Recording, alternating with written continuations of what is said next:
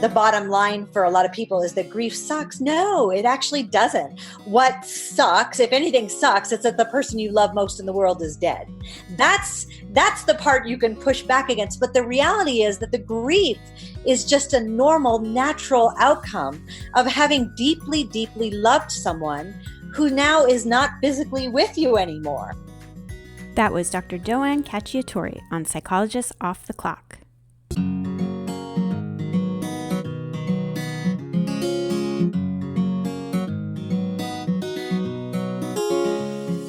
We are 3 clinical psychologists committed to cutting-edge, integrative, and evidence-based strategies for living well.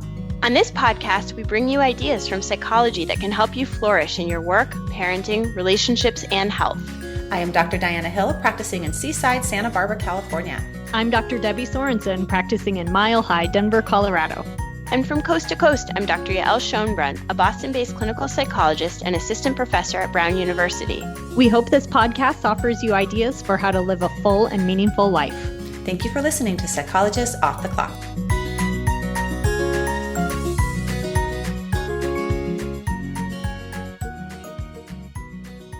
At some point, each and every one of us loses somebody that we love.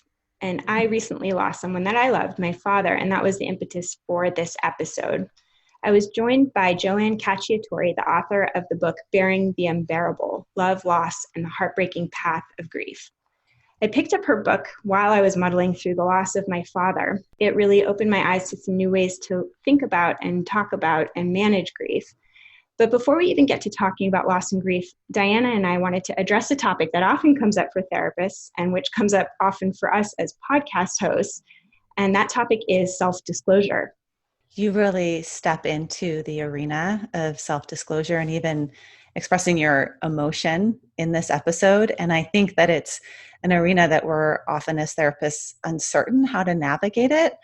And on the one hand, I think it brings just a realness and humanity to you, Yael. And on the other hand, I'm wondering how that vulnerability felt or how it feels putting it out there in this way. What were some of the things you were thinking about in disclosing this?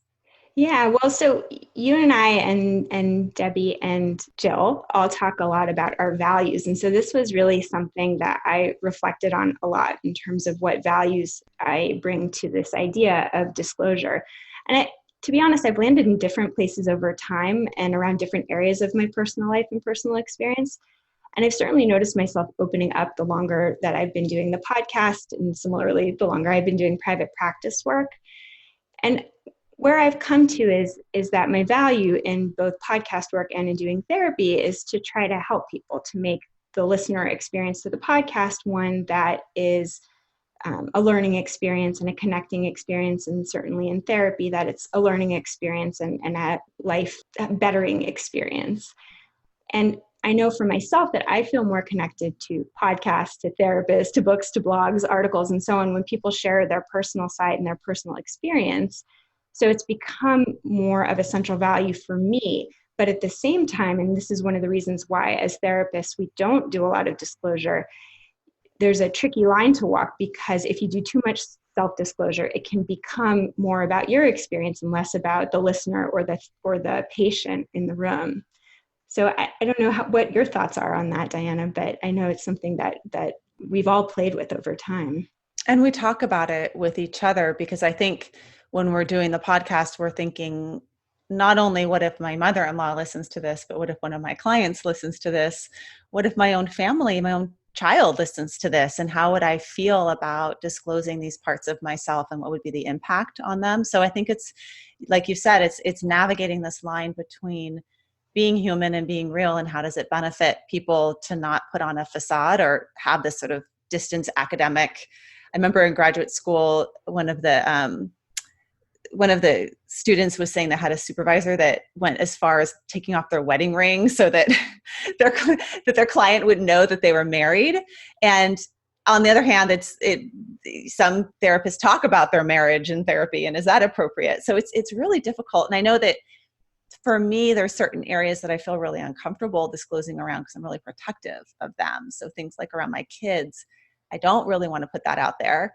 But then, Yael, you've said, actually, I feel fine about that. It's other areas that you don't feel as good about. So it's very personal, I think, a personal decision. And balancing all those different parts of it, I think can be hard.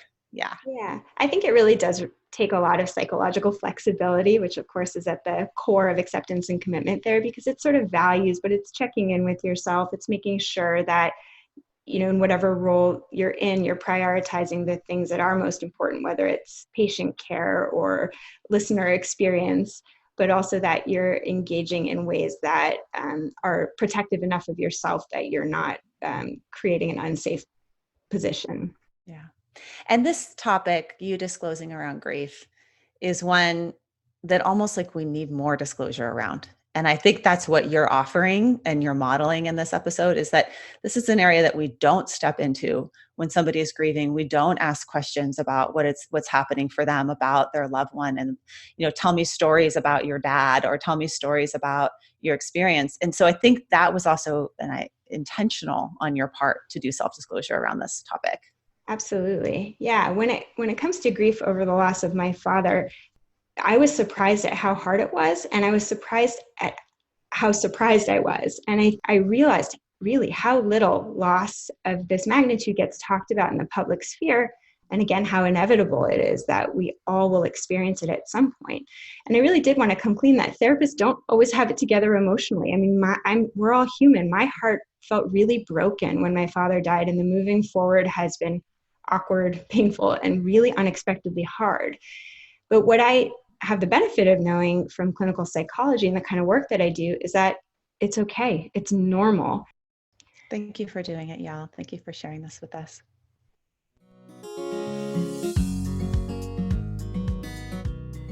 Dr. Joanne Cacciatore is founder of the MISS Foundation and a professor at Arizona State University. Her area of specialty is in traumatic death, specifically in child death, although today we're going to be talking more generally about death and grief and loss. Welcome, Joanne. Thank you for having me. It's a pleasure to be here. Well, it's an honor to speak with you, especially about this extremely important topic.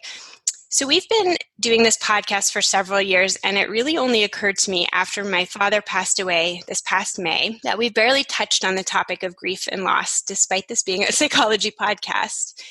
And it occurred to me that perhaps we, like our broader culture, are guilty of keeping death and the grief that accompanies it sort of at arm's length, because it's a deeply uncomfortable topic to confront. And of course, ironically, it's one that none of us can escape. So I was wondering if you could actually just introduce yourself a little bit more personally to our podcast audience by sharing how you first became compelled to explore and help individuals who are suffering from loss, from traumatic loss. Sure. So I was a mom back in 1994 with 3 little children, pregnant with my 4th. And my 4th daughter died as a baby. And it catapulted me into a very, very dark, what I call the darkest, longest night of my soul, and wasn't sure that I could or wanted to live anymore at various points. I just didn't know how to cope, especially in a culture that did not allow the open expression of my pain, a culture that wanted me to just move on, just give it to God, just choose happiness, just choose healing. Why are you still so sad? At least it wasn't one of your older children. I mean, the whole list of platitudes goes on and on and on. At least she's not in pain, et cetera, et cetera. And I found myself really confronting a world lacking compassion and wanting me to only contact grief in a very superficial level. And I could not do that, because what I kept feeling was that our love was worth feeling the pain, that my love for her and her love for me was worth every tear I shed, and that this relationship was worthy of being honored through the open expression and holding of grief. But you start to wonder if you're crazy when everyone's telling you the explicit and implicit messages are completely contradictory to what your heart is saying. So, so I had four children at the point, but 3 living, and started studying, started reading, and was finding insufficient information, lack of depth, nothing that I read except for philosophy, poetry, really grabbed me and said, yes, this is it. So, and I went to the literature, and there really wasn't as much as I needed to read in the literature, empirical science. So I decided to go back to school, and I went back to school, and I got a couple bachelor's degrees, master's degree, and a PhD. So then I started researching. Just a little more school. Just a little more school. And so then I became a researcher. So I'm a tenured researcher at Arizona State University. I run the graduate certificate in trauma and bereavement there. And one of the things that I see is that even in like the School of Social Work, students really didn't feel like they were being prepared to go out there and work with people who had traumatic grief. And traumatic grief isn't just the deaths of children. Traumatic grief extends to the quality of the relationship, the nature of the relationship, the manner of death. So if your 95-year-old mother is murdered, that's traumatic, because you do expect your 95-year-old mother to die, but you don't expect your 95-year-old mother to be murdered. And so it's not just about who died. It's also about how they died. It's also about the quality of the relationship and prolonged suffering and fear and trauma. So there are many, many things that sort of define what's traumatic, what can elicit traumatic grief, and what is more of what we would call in our culture a quote good death. Not that even a good death doesn't bring with it intense grief. You recently, I don't know the circumstances exactly of your own father's death, but it's apparent you love him. And because you love him, you're going to deeply feel the presence of his absence all the time. And, right. And that's, that's holy. We shouldn't try to make that go away. We shouldn't try to eradicate that. That needs a space in our lives to be honored for all time. Right? Right. And so that's the nature of my work. And then in 1996, I founded the Miss Foundation, which is an international nonprofit. We help families whose children have died or are dying at all ages and from all causes. And then I started the first care farm in the world, the Sala Care Farm for Traumatic Grief. And so we have people who have lost children, parents, siblings, spouses under traumatic circumstances who come here and do work. And we have 40 rescued animals, and they come and help us take care of the animals, and the animals take care of them. And in a beautiful sort of symbiotic relationship of the giving and receiving of love and compassion. Right. Yeah. And your website, I think, offers a whole host of resources. And I know for you that, part of losing your daughter really translated into trying to create resources that you didn't feel were available at the time that she passed away. That's right. And for me, I think when my father died, I was really in search of materials that would speak to the process that I was going through. And what's so amazing to me is that even though it was my father who passed away, and he was old, and he was sick for some time, but the end of his life was very difficult. And for me, finding written work that helped me to sort of process the loss and what it meant, and to normalize all the different experiences that I was having felt really important. And so for me, it's important to point out that your work really does target helping and supporting parents who have lost a child, but that it really touches all sorts of loss, and yes. I think speaks to all the complicated experiences that we as grievers can go through. That's right. That's right. The social interactions, the self-doubt, the questioning, the sort of, in a way, I think that because we don't hold space for grief very well in our culture, grievers often, find themselves going, am I crazy? Like, am I mad? Because everyone keeps telling me I should feel fill in the blank. Better by now, over it, I should feel differently than what I do. And there's an incongruence between what we feel in our hearts and what the world may be telling us. And so it's really quite unfair to grieving people, because we start to doubt the veracity of our own emotions. And so, this experience that you have with this person you love so deeply, who is no longer physically present with you, brings up this wellspring of emotion. And here you are in a world like, how and where is it safe for me to express this? Exactly.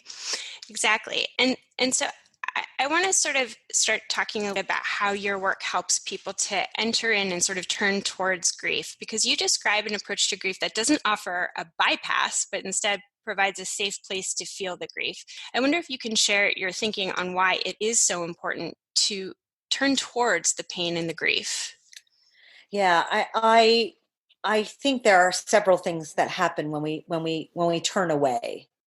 So one of the things when we turn away is that we don't learn to trust our own emotional state. And so when we don't trust ourselves, we start to cut ourselves off from how we really feel. And then you get fragmented emotions. So it's even hard to tap into how I feel anymore if I've been hiding how I feel for 35 years. I worked recently with a woman whose son died almost 50 years ago. For almost 50 years, she has gone through all these machinations not to feel how she really feels. Drugs, alcohol, marriages, jobs, moving, all the machinations of distractions that we go through. And in a way, we add unnecessary suffering to our suffering, trying to avoid our suffering, right? Trying to move away from the pain. And so we learn not to trust our own emotions. We end up fragmenting. We end up in a situation, unfortunately, where we don't build the emotional muscle we need to carry the weight of the loss because we don't practice it. So it's a little bit like I like yoga. I practice yoga. So when I'm in a new yoga pose, if it's really a challenge for me and my body is saying, ow, ow, I say, well, forget it. I can't do this. And I never practice it. No, I can't do this. And I never will be able to do this.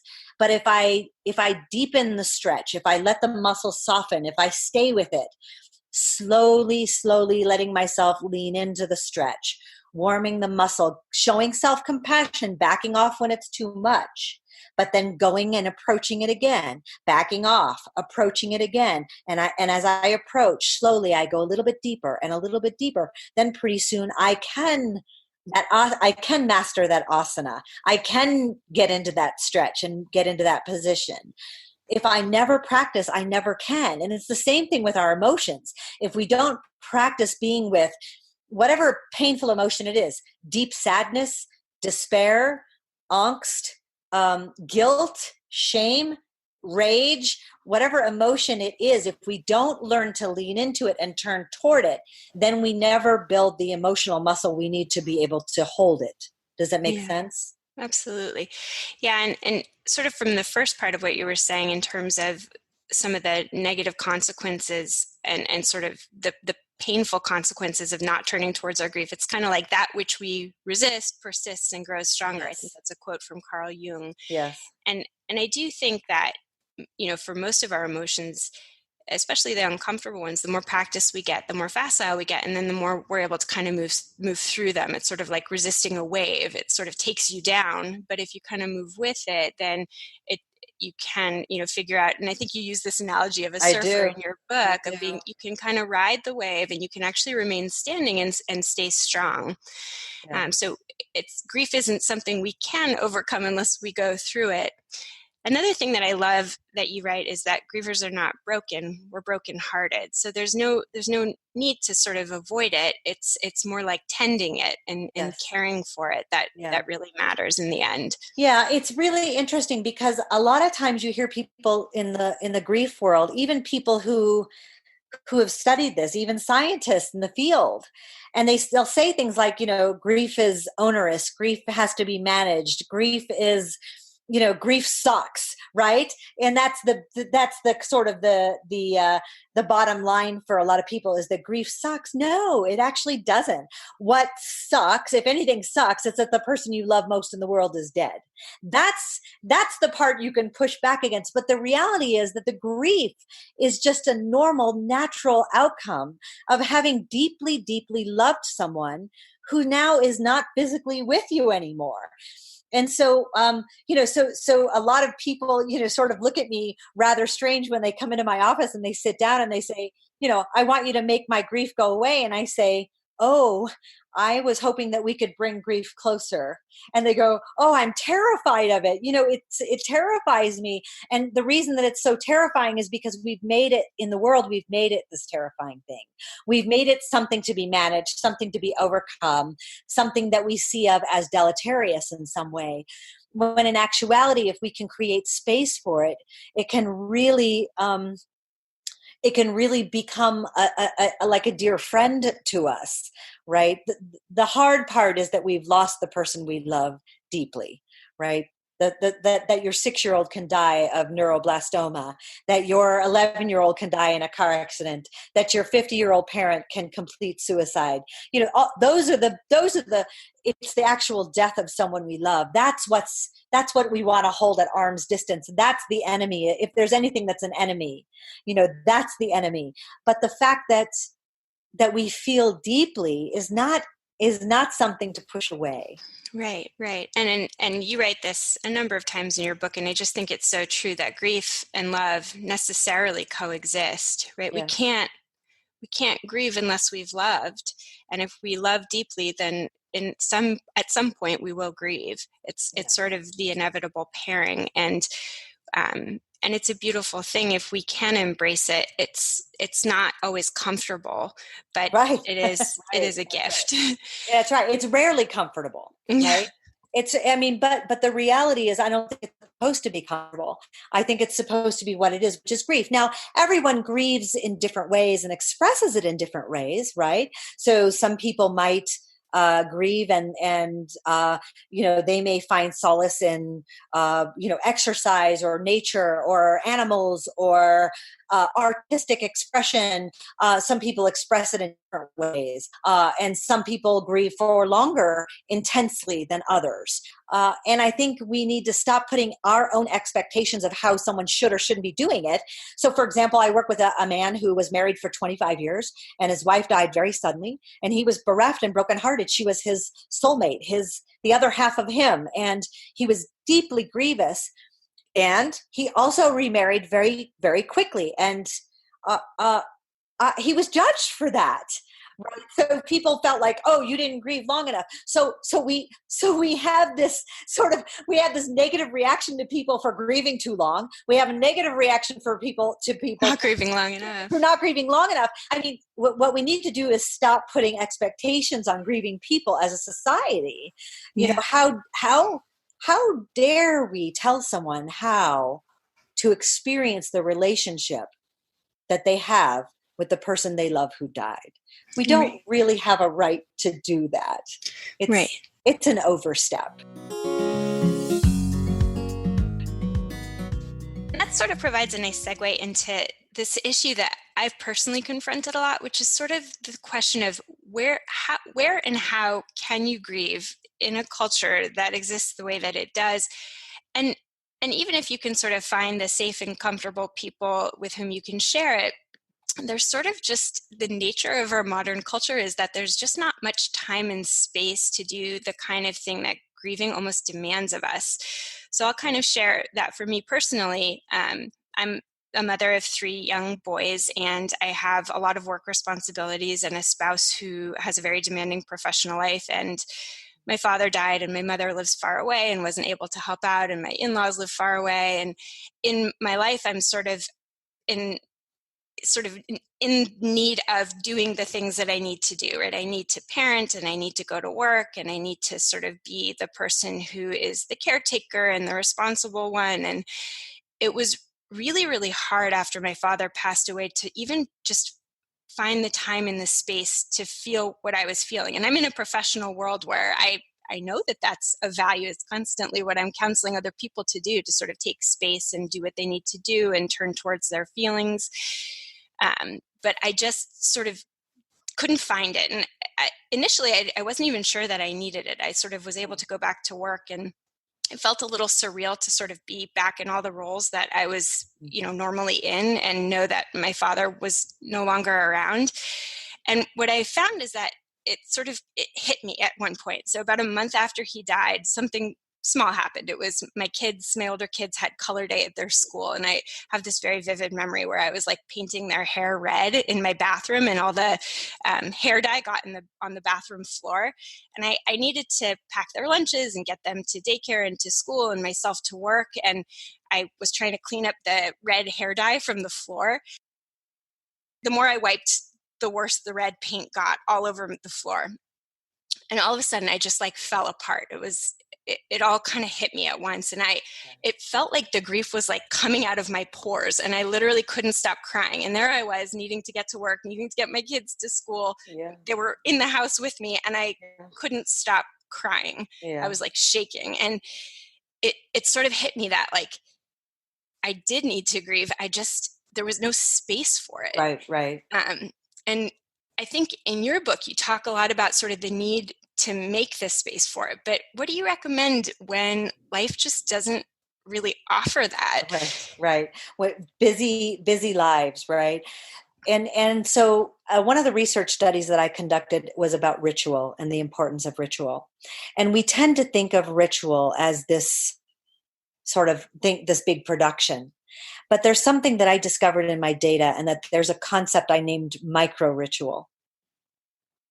And micro rituals are these little tiny micro moments throughout our day where we turn toward the person we love who died, and we say, I choose to remember you right now. So that could be something as simple as,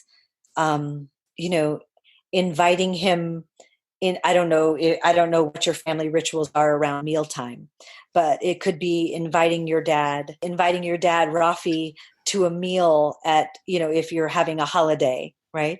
Inviting him to a meal and just having a moment, just 1 minute of silence or 30 seconds of silence for dad, grandpa, whatever you call him, whatever the children call him, right? And just acknowledging that we all miss him, right? It could be something as simple as talking to him in your car. It could be something as momentary as lighting a candle or burning incense. And with the intention, so it's about intention of remembering him. The sacred duty of remembering, right? I miss you. It could be wearing a piece of jewelry that reminds you of him and touching it throughout the day and just, I miss you, Dad. Letting yourself feel it. And so it may be evocative for you at times, which means you might cry, right? And, I cry.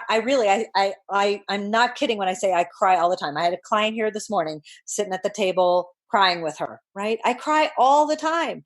I don't have a need to apologize for it. I don't have a need to clean it up. I'm like, yeah, I cry. Sometimes I ugly cry. Sometimes it just seeps out of my eyes. I really feel like the expression of open emotion, that deep expression of pain, is the work of a warrior. I think it's a sign of strength. I think Washington Irving said that it's a sign of indomitable will. And it's holy.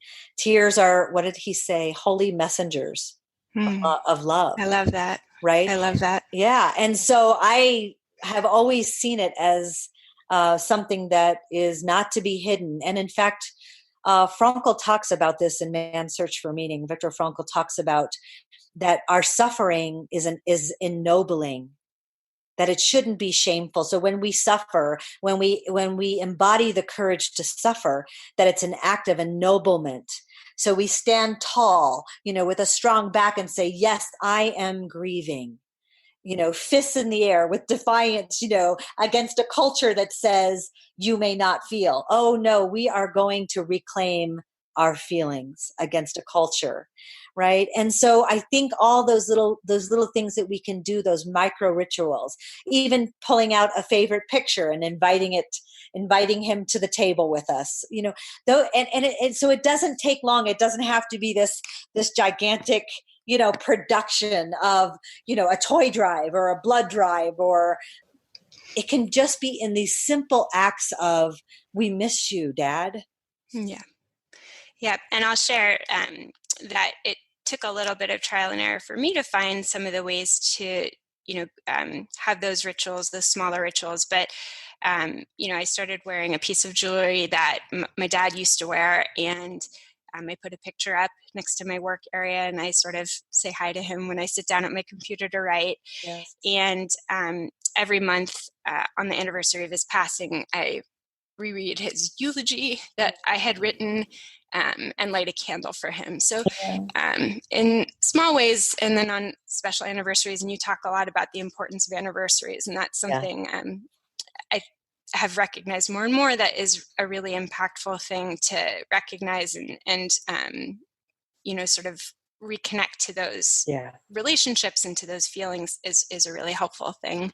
Yeah. And I think it's an important thing for your 3 boys to see that when you break down cleaning up the red paint on the floor, or trying to cook dinner, or trying to drive a car, when you break down, that it's because you love and miss your dad. Right. That it's okay. Speaking a little bit more about just like the process over time of grief, early grief felt really different than what I feel now. I mean, there are certainly some similarities, but as you write, this is a quote from your book, early grief feels wild, primitive, nonlinear, and crazed. It commands our assent and our attention. It uses up all the oxygen in the room. It erupts unpredictably. That was sort of my red paint day. And you write, our minds replay grief-related content in habitual cycles. It feels inescapable and lasts for much longer than other people, the non-bereaved, think it should. And I will say that I felt all of that. I mean, it really was sort of the process in the beginning. One thing that was really surprising that you write really beautifully about in your book is the anger. And that wasn't something that I expected. And it wasn't anger towards my father. It was anger towards people who weren't there for me in the way that I wanted. And it was so normalizing for me to read your writing on this. And I wonder if you can talk a little bit about the role that anger plays in early grief. Yeah. So, I mean, anger can manifest for some people. Some people I do meet people who just aren't angry, or aren't angry in the beginning, but then get angry. And the anger isn't as much about the circumstances of death. Sometimes it is, and rightfully so. I mean, if your child is shot in her school, rage. You're going to feel anger. You're going to feel tremendous anger. Rage. You're going to feel a lot of things that are completely righteous. Not everyone feels that way. Some people do. And sometimes it's directed at specific people, but oftentimes it's also at a society that doesn't make space for it. I mean, and this is something I see over and over and over again, is this kind of victim blaming thing that happens like in our culture. So I'll meet someone, at a gathering, and they'll go, oh, I heard what you do. My sister-in-law, she lost her son and she's just so angry. I just don't understand. And I'll say, well, what's her support like? And they'll say, well, what do you mean? Well, how do you feel about her grief? Oh, she's been grief. It's been 3 months. She's still having trouble. I mean, God, shouldn't she be over it by now? And I'm like, well, that explains her anger. Right? I mean, are you kidding me? Is this if this is the way you're treating her? No wonder she's angry, right? And so, I mean, we perpetually victim blame grievers. Like we talk about grievers being, oh, they're so socially withdrawn. Well, maybe they're socially withdrawn. I mean, if your child died by suicide, and every time you try to tell the story, someone says, oh, well, didn't you know something was wrong? Or, well, he chose it for himself. This is what some people whose children die by suicide, this is what some people face. No wonder they're withdrawn. Why are we blaming the victims here? They're being re-victimized by a culture that is absolutely psychologically violent. Or if your baby died and you're met with people who say, well, at least it wasn't one of your older children, or at least you weren't attached, or well, at least you can have another one. I mean, no wonder people withdraw. No wonder people get angry. No wonder people are not finding solace in their faith systems, because even from within their own churches and temples and synagogues, people are hearing these kinds of things that are not coming from a place of compassion. It's coming from a place of cruelty, actually.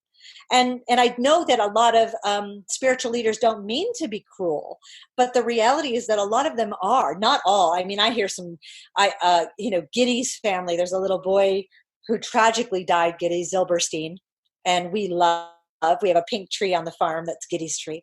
And his rabbi, I've heard her sermons, and I mean, I cry with the sermons. I mean, she's so open-hearted and so deeply connected to grief and allowing his family to have their grief and honoring that. But that's more the exception that I see, not just from medical staff, from counselors and therapists in the community, also from spiritual leaders. No wonder people are angry. The systems are failing them over and over and over again. I don't see anger as a bad thing. I don't see it as a good thing. I see it as a thing. It's an emotion. It's what just people, an emotion like every other. That's right. It's what people feel when someone they love the most in the world has died. And then it is exacerbated by a world that can't create space and validate their feelings. Right. And what I'm also curious to hear your wisdom on is what kind of advice you give to people who are in relationships with somebody who suffered a loss. How can they be more effective in responding kindly and compassionately and sensitively to somebody who has gone through something so painful? Yeah.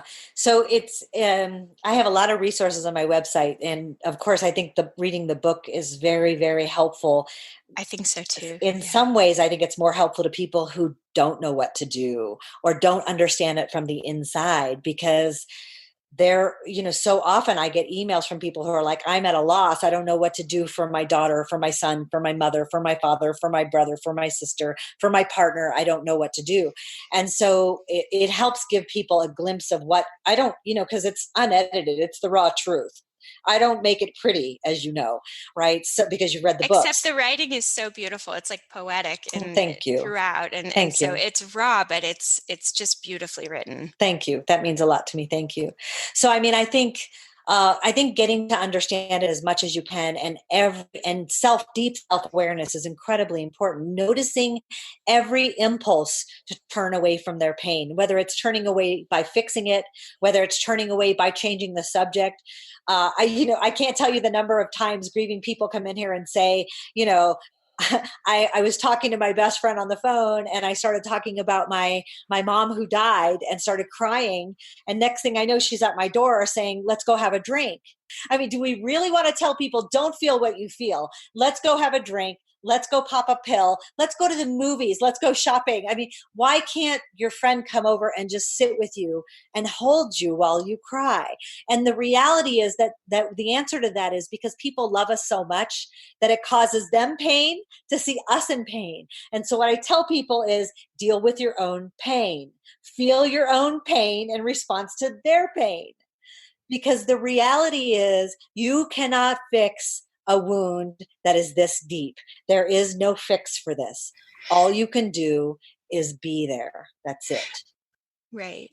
But I love your advice to just be with somebody wherever they're at. If they're grieving, sit beside them, hold their hand. And I do a lot of couples therapy, and that's something that I'm often telling partners is that the best thing that you can do is actually not to fix what's hurting your partner, but to be there with them so that they're not alone in whatever it is that they're experiencing. And I think that advice really applies to how we can respond to somebody who's grieving, which is to just sit beside them, because if they're less alone in whatever it is that they're experiencing, that helps. That is healing. Yeah, absolutely. And it's uncomfortable to do. I mean, that is true. But it is just the biggest gift that you can offer somebody who's hurting. Yeah, it is. And people want to remember. I mean, I'm sure that that you would welcome somebody saying, tell me your favorite memory of your father, even if it comes with tears. Yeah. Right? I mean, you want to remember this significant person in your life. And so don't be afraid to ask, to say, tell me about this person you love who died. When I meet with people, I say, bring anything you want to share, bring pictures, photo albums, videos, memories. I'll sit with you and we'll watch them together because I want to get to know this person through them. And I always tell people, people will often say, they'll come in and they'll say, I just want to feel better. And what I say is, I'm sorry, I can't help you feel better, but I can help you feel. Yeah. Yeah, I mean, and just as a specific thing that I've really appreciated that people have done is when they tell me a favorite memory of theirs about my father, how they really loved his warmth and his smile and his optimism and his sense of humor, and how, you know, his presence was a comfort to them. Those are things that mean a great deal to me and that make me feel connected to him and also connected to the person. So you know, just as another tip to people who are in relationships with people that are grieving, that can be a really meaningful thing to offer as well. Yeah, absolutely beautiful thing. That's right. To remember. One one sort of area that you talk about in your book is this idea of grief as a process of contraction and expansion, which I thought was a really interesting thing, thinking about sort of like grief over time and how it can expand and contract. But I wonder if you can explain for our listeners a little bit about what you mean about grief as a process of contraction and expansion. Well, so a contraction, the muscle contracts and gets very, very tight, right? And it's holding very, very tightly. It's protecting, right? It's in a contracted state, right? And then the muscle relaxes and it opens and it softens, right? In early grief, it feels like a constant contraction. I mean, literally, not just in a psychological, metaphorical sense, symbolic sense. Literally, you can feel your body, your being is contracted. It's you. Everything feels tight. Your jaw feels tight. This is why people feel physically unwell. Their backs hurt. They have headaches, gastrointestinal problems, because your body's in a state of constant contraction, right? And also, as time passes, you know, it starts to soften, the muscles start to release a little bit and you start to open. But then, of course, something will happen. I don't call them triggers. Some people call them triggers. I call them cues. So something will happen and we're cued. A memory. I like that less pathological word, right? Yeah, yeah. It's not such a bad thing. It isn't. It's an invitation. It's a little knock that says, pay attention. Something important is happening, right? Right. So we get cued and then we might contract again. And sometimes when we have a contraction, what's important during a contraction, like a woman who's giving birth, is that we pull our energy in, right? We pull our energy in and we focus on the pain. We turn toward the pain. We say, okay, I'm going to stay with this. And we don't focus as much about what's outside of us. We're bringing our energy inward, okay? And then the expansion happens, the contraction starts to release, and then we can open. And then as you open, you start to see the pain of others. And that pain, that's a really interesting process, because as our pain unfolds and as we, in a sense, mature through our grief, at first we see others who are very, very, very much like us. Maybe you see someone whose father dies when they're at a young age with young children, and they were very close to their father, who was such a comfort to others, who was such a beautiful and open being, right? And you relate to that person. And then as you start to open more, as maybe time passes or you experience different things, you start to meet people whose mother passed, or whose sibling dies, or whose child dies. And you start to feel connected to that person and softness toward that person. And then you start to see a hungry person and a homeless person. And your heart softens. Yeah. Because it's opened so much. Because the contraction, after every contraction, if we can stay with it, our hearts break open more into the world. And then they get that breadth and depth of compassion can actually start to reach further and further and further. And then you're seeing an abused animal and feeling compassion. And it's profound. It is profound. And I love how you write about this, that this is sort of one of the gifts of grief, is that, you know, I'll read another quote from your book that I loved, which is that a heart that has been expanded by suffering has the capacity to hold even more love. And you also write, suffering endured becomes compassion expressed, grieving becomes giving, pain becomes wisdom, and we cannot help another without also helping ourselves. So this opportunity to really lean into the grieving actually, makes us stronger. It makes us more compassionate. It makes us more wise. But you do need to sort of like allow that contraction, that turning towards the grief to happen, and that expansion, that sort of like learning, growing, and deepening of compassion to occur as well. Yeah. Sort of, moving through the process as the process moves through you. Yes, there's a symbiosis there too. I mean, I think there are two important points there. And the first point has to do with sort of leaning toward the pain and turning toward the pain and fully inhabiting the pain, like not sort of going around it or just touching the surface superficially. We have to go into the center of the hottest part of grief to be transformed by it. And also, it's never worth the price. No gift, no wisdom, no anything. I'd give it all back to have my child here in a heartbeat. It doesn't happen. This growth does not happen because the person died. It happened in spite of the person dying, and it happened because I'm still alive. Right. And that's the thing, I never wanted, it's never been for me a quid pro quo, like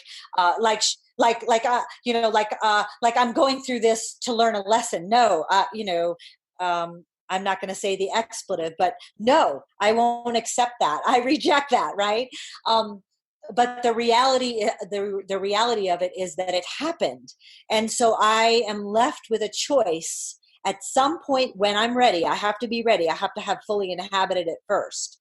When I'm ready, I'm left with a choice about what I'm going to do with this pain. And for me, the only thing was to make sense of it by doing something meaningful with my life, because she lived and because she died and because she still matters to me. She's still my child and I love her. And I have to bring her love into the world in a way that makes sense for me. Right. And that kind of brings me back to your earlier reference, and you write about his work, but Viktor Frankl's work in Man's Search for Meaning, where he writes about that, one of the ways that we create happiness in life is by finding meaning. And sometimes we find that meaning through our suffering, that is a reasonable way to create sort of happiness, and not happiness is in like pleasure and joy, but sort of like a purpose, a sense of meaning. Yes, that's right. That sense of meaning, because what Frankl says is you cannot pursue happiness. Happiness cannot be pursued. It can only ensue. And it only ensues when you commit yourself to the service of others.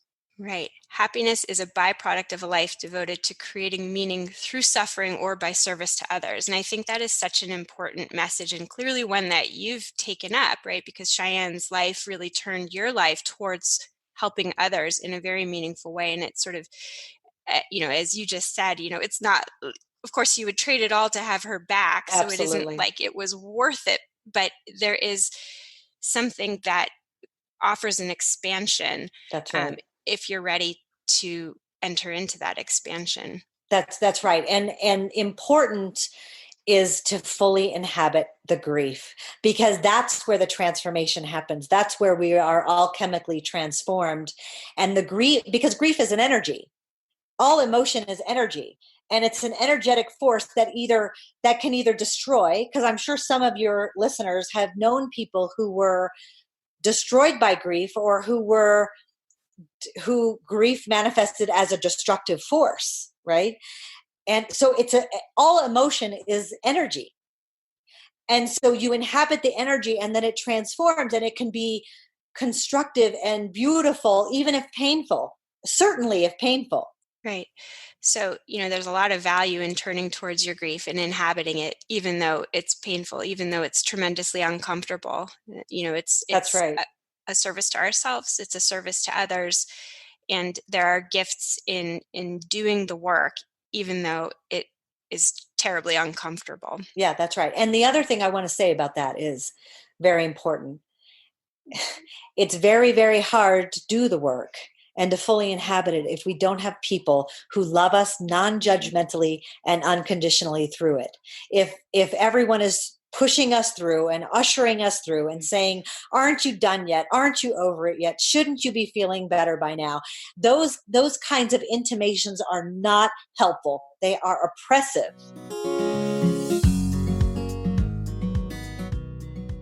I wonder if we can actually talk a little bit more deeply about what grievers can ask for and how they can ask for it. One of the things that you talk about is self-care, and, taking care of our bodies is one pathway towards helping ourselves heal and sort of tolerate the grieving more effectively.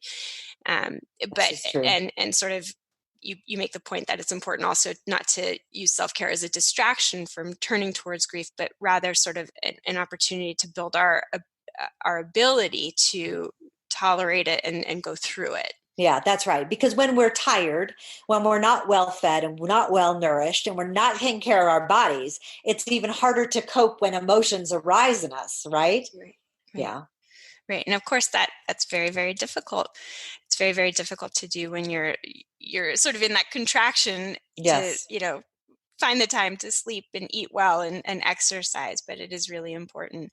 I am kind of curious for you, when Cheyenne passed away and you were parenting 3 other small children, how did you manage the parenting even as you were managing your grief process? Because, I'll say from my personal experience that has been one of the hardest parts is, there's these little creatures that count on me. So, taking a step away and crying or, even just like the lack of energy that I really experienced in the beginning, it made it really hard to be there for them. And so I would kind of choose to be there for them and push back the grief, and that ended up being kind of problematic at various points. There are some things I did right, and there are some things I would definitely do differently.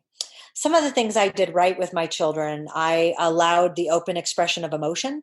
And like while I was crying, I would actually say to them, Mommy will be okay. I just need to express my sadness. I'm sad because your sister died and I miss her. And they would just sit with me and, they would, oh, Mommy, not excessively. When I was doing the very, very, very deep sort of marathon cries in my closet floor at 3:00 in the morning, they were in bed.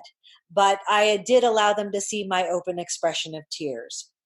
It's a constant sort of vicissitude between, live life and death, and grief and joy, and mourning and living. And I think it's just finding the balance. There's no protocol to follow, unfortunately. I wish it was that simple. Yeah. But the reality is that surviving children and children in the home, if you've experienced a parent death and you have living children, say, look, I'm really sad and I'm feeling a lot of deep emotional pain and I miss your papa, your grandpa, whatever you call Rafi, your dad.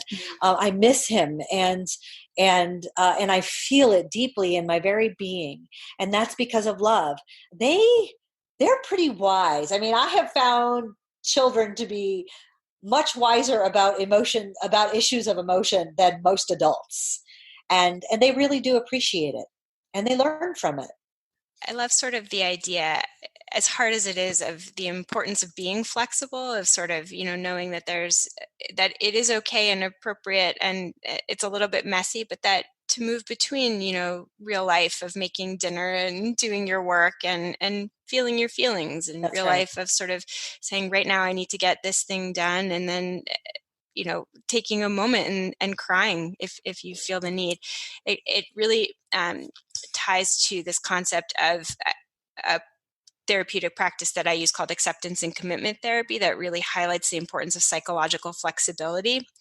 And the definition of psychological flexibility is persisting or desisting in behaviors given both your values as well as your circumstances. And so it's the idea of like sometimes we need to turn towards something because either our value shifts or because life circumstances require us to do something that makes more sense than something we were doing. Right. And it's a hard thing to make those pivots, but it's really important. And it also is one of the ways that we build wisdom and grace. And I think, it can be messy in the practice of it, but it's nice to have that practice normalized as being messy and hard. I was just going to say that. I was just going to say it's a normalization thing. There are times when I feel my own grief on the farm, on the care farm, and I'm out here and I've got things to do, and I'll start crying, and I'm like, oh, I can cry and move a boulder.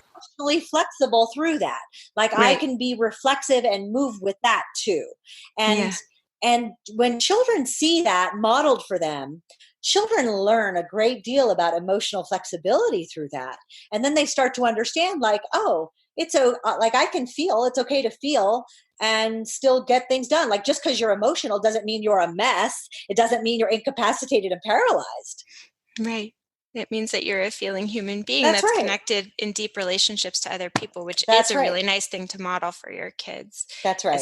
Again, as hard and painful as it can be at times. Sure, absolutely. And sometimes that will manifest in, I'm going to bed and pulling the covers over my head. And sometimes it'll manifest as, look, this brick wall has to get built. I'm going to build a brick wall while I cry. That's actually not Or one of the cook things dinner. I've had to do, but or cook dinner. Yeah. Or cook dinner. Yes. So I wanted to finish by talking about the kindness projects, because I love this idea. I think it's so beautiful. So I wonder if you can tell our listeners a little bit about what that is. Sure. The Kindness Project is something that I started doing. The very first sort of informal kindness project happened in 1994, just after Shai died. I took the holiday money that should have been hers, and I knew I had to do something more meaningful with it. I couldn't spend it on my other children.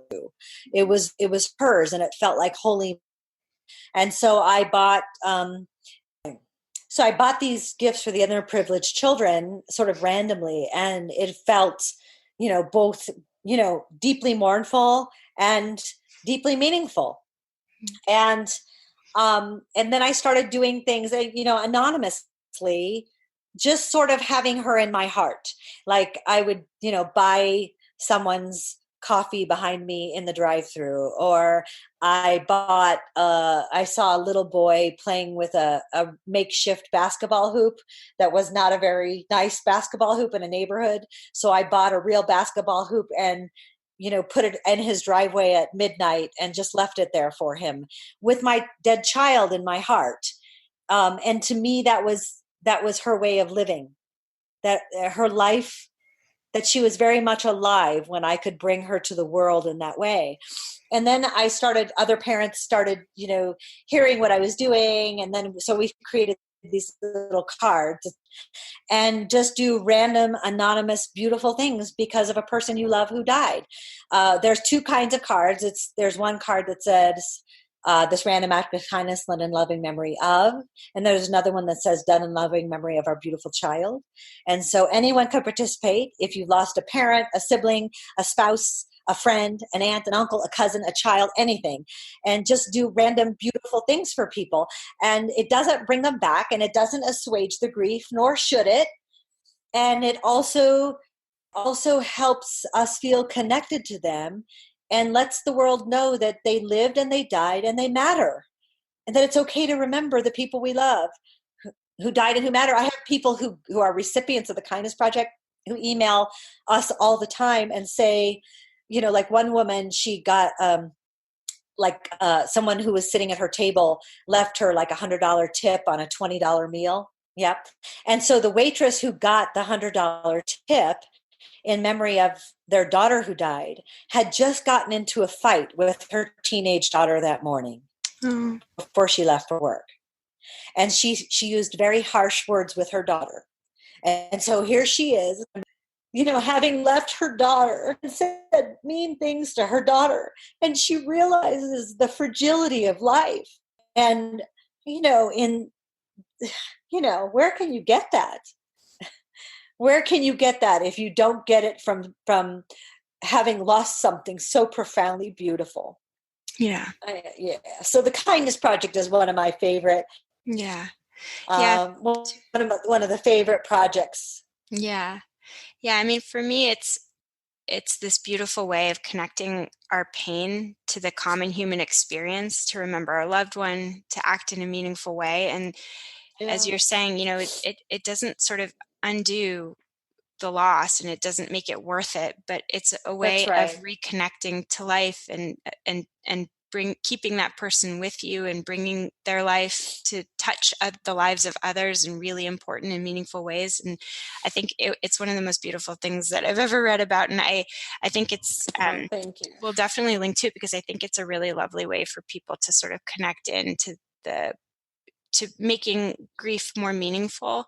It's an actionable way to do that. And I think that, when you're suffering the loss of somebody that you care so deeply about, it really does help to be able to do something in a very concrete way that feels like you're creating meaning, that you're helping yourself heal, that you're touching the lives of other people. Well, thank you so much. I mean, truly, thank you for your book. It really touched me at a time that I really needed to feel understood and to have my experience feel validated and normalized. And I know that you've touched the lives of so many people. So thank you so much for your work, and thank you for honoring me with your time and your wisdom and your personal stories. It means a lot to me. And thank you for sharing the treasure of Rafi with me. I always love seeing a little girl loving her daddy.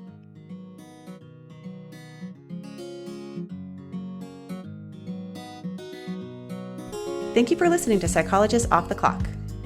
You can find us on iTunes, Facebook, and Twitter. This podcast is for informational and entertainment purposes only and is not meant to be a substitute for mental health treatment. If you are having a mental health emergency, please dial 911. If you're looking for mental health treatment, please visit the resources on our webpage. Our website is www.offtheclockpsych.com. That's www.offtheclockpsych.com.